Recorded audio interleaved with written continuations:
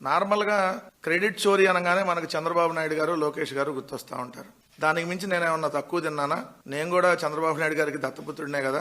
ఈ కూటమి ప్రభుత్వంలో నేను ఉప ముఖ్యమంత్రిగా ఉన్నా కదా. నేను కూడా క్రెడిట్ చోరీ చేయకపోతే ఎట్లా అని పవన్ కళ్యాణ్కి ఎవరన్నా చెప్పారో మరి ఆయనకే వచ్చిందో కానీ ఈరోజు మీరు చూస్తే పదోన్నతులు ఇచ్చాం, ప్రజలకు సేవలు అందించండి.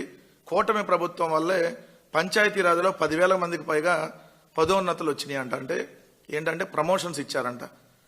నేను అడుగుతా ఉన్నా సూటిగా, అసలు మీ శాఖలో ఏంటో మీకేమన్నా అవగాహన ఉందా పవన్ కళ్యాణ్ గారు? అసలు ఈ ఉద్యోగాలు ఏంటో, ఈ పదోన్నతులు ఏందో అసలు కనీసం మీకేమన్నా?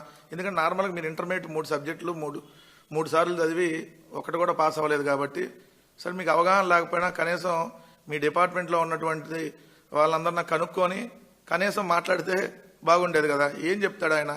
2 దశాబ్దాల పాటు పనిచేసిన పదోన్నతులు లేక చాలా మంది ఎంపీడీఓలు కానీ వీడియోలు కానీ మిగిలిపోయారు.